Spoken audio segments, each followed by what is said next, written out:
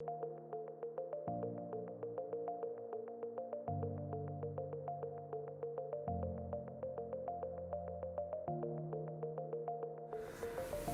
nombre es Ricardo Muñoz Izquierdo, soy artista visual oriundo de Pereira, Colombia.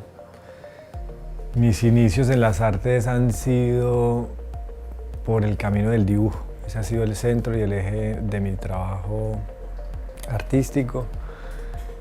Ese dispositivo que es el dibujo todavía sigue en pie como el eje central de mis investigaciones, de mis procesos artísticos. Me formé en Pereira, dibujando muchísimo, precisamente marcando esa línea. Comencé a buscar la posibilidad de algunas becas. Siempre vi lo de las becas un poco lejos, pero empecé a trabajar en ello, a investigar cómo funcionaba una beca, cómo funcionaba una pasantía. Me comentaron acerca de las convocatorias del Ministerio de Cultura, que siguen en pie. Comencé a profundizar en ello y empecé a escribir algunos proyectos. No tenía experiencia en ello, ninguna. Y la única manera fue prueba y error, enviando proyecto, perdiendo el proyecto, entre comillas, hasta que logré obtener una de las pasantías. Esta pasantía fue en Bogotá, con el artista Juan Mejía. Siempre he querido trabajar con algunos artistas y lo he logrado porque soy muy intenso en muchos aspectos, y uno de esos es buscar el querer poder desarrollar esos proyectos con esa persona específica. Entonces trabajé con Juan Mejía, fue una experiencia maravillosa porque no tenía nada que ver con los procesos en Pereira, con los profesores de la universidad. Juan es profesor de los Andes hace muchos años. Bueno, de allí esa experiencia fue muy enriquecedora. De allí logré obtener una beca del ICETEX de jóvenes talentos. No recuerdo el año, 2012 creo. De allí fui a Brasil a estudiar en la Universidad de Pelotas, especialmente como arte contemporáneo, también tutorizado por dos artistas de Brasil importantes que admiraba. Una experiencia sorprendente porque la primera vez de salir del país, conocer otra cultura, otro contexto, entablar relaciones de amistad con personas que tenían otras maneras de accionar en el arte.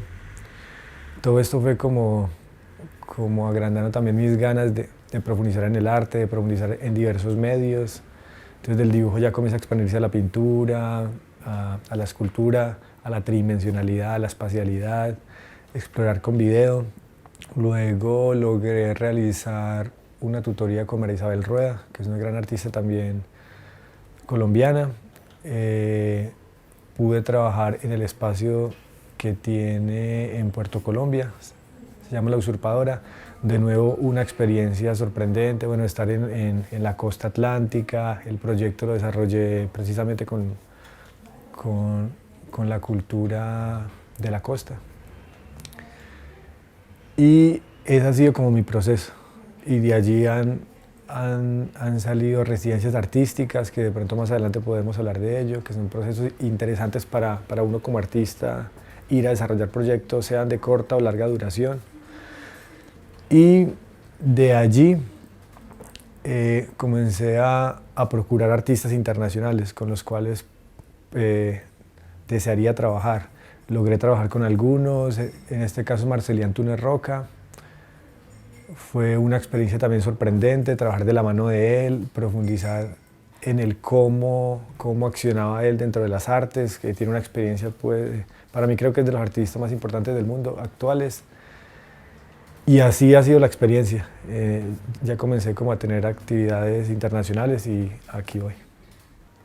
La sostenibilidad de la cultura es indispensable y el sector debe centrarse en esos procesos.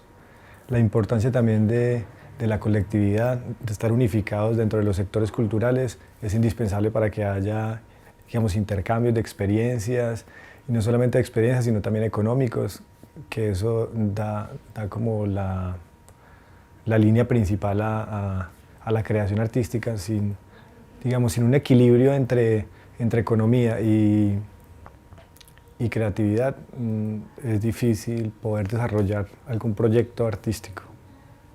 El reto para el sector artístico creo que siempre ha sido el de estar un poco a la vanguardia, el de estar activo en la creación. Otro reto, vuelvo a repetir lo de la unificación de los sectores, estar dialogando con otras áreas del conocimiento. Y otro reto también es un poco la pelea constante o el conflicto con la institución pública y las dinámicas institucionales. Creo que es bastante difícil, digamos mucho más en Latinoamérica. Es muy complejo ese contacto y esas líneas de acción con la institución pública. La gran mayoría de las entidades públicas, lo que he percibido es que no hay una formación muy profunda en los actores públicos para enfrentar y encontrarse con los artistas en el desarrollo de las propuestas y en el desarrollo de los proyectos.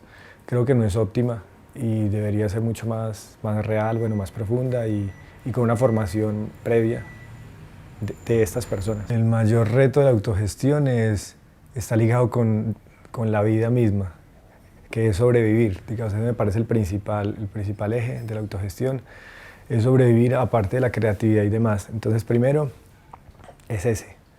Un ejemplo es cómo un artista hace para pagar seguridad social y pensión mensualmente en Colombia, digamos el ejemplo cercano. Es muy difícil poder simplemente pagar esto y pagar su subsistencia diaria. Entonces, ¿cómo hacer para, digamos, una pregunta interesante, cómo hago para desarrollar mis proyectos? Ahí es donde comienza uno a decir, bueno, ¿cómo? ¿Con qué medios? Y aquí es donde me parece importante resaltar en Latinoamérica las posibilidades creativas con medios muy de bajo costo, con la precariedad. Digamos que ese ha sido mi caso.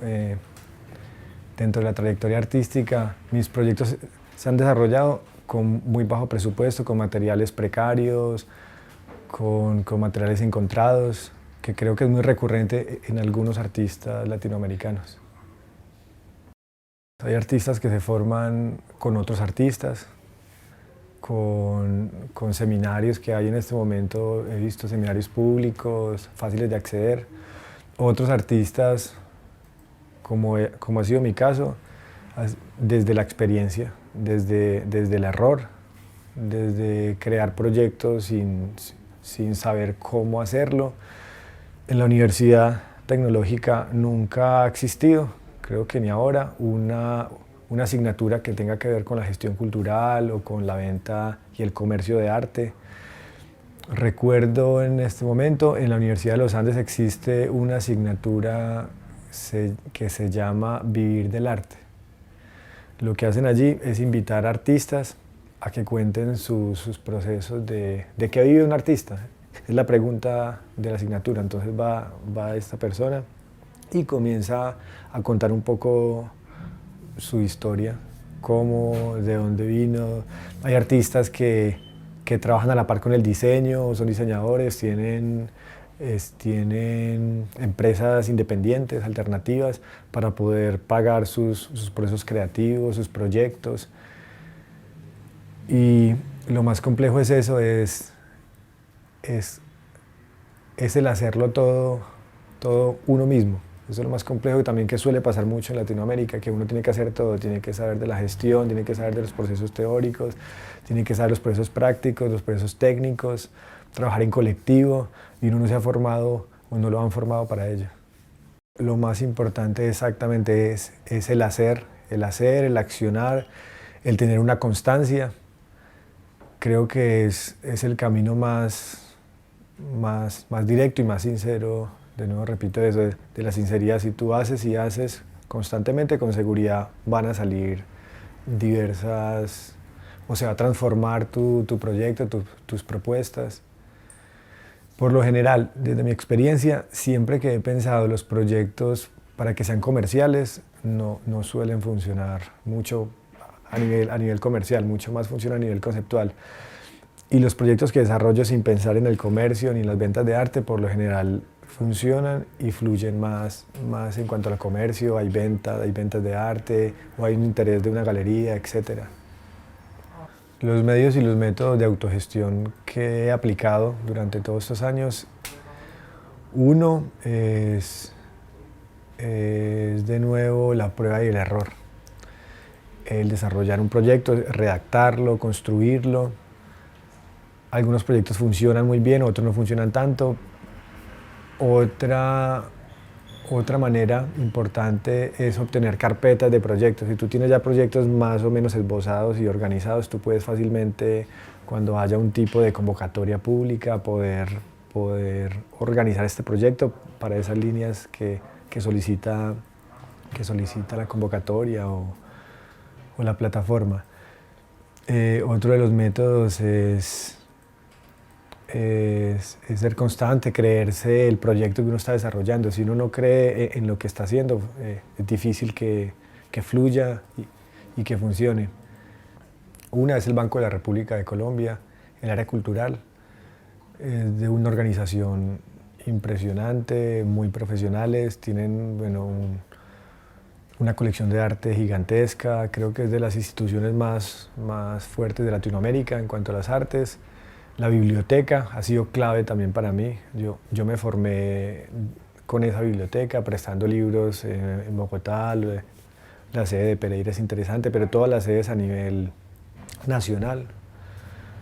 La de Manizales, que constantemente tengo proyectos con ellos. Es muy curioso porque en Pereira no hay invitaciones cercanas y Manizales constantemente tengo conexiones con ellos para llevar talleres, el laboratorio de creación, como otras sedes a nivel nacional.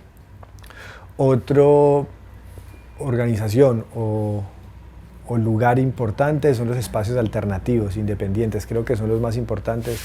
Lastimosamente no se mantienen en el tiempo porque es muy compleja la sostenibilidad económica. En Pereira han existido unos súper interesantes, pero se han caído precisamente por eso. También otra cosa interesante es que siempre siguen surgiendo porque existe la necesidad y creo que va a existir por muchos años, entonces siempre hay un espacio alternativo. Lo mejor es estar atento a las redes, estar atento a la red, a la internet, con publicaciones que tengan que ver con convocatorias públicas a los artistas emergentes o las personas creativas que quieran desarrollar proyectos.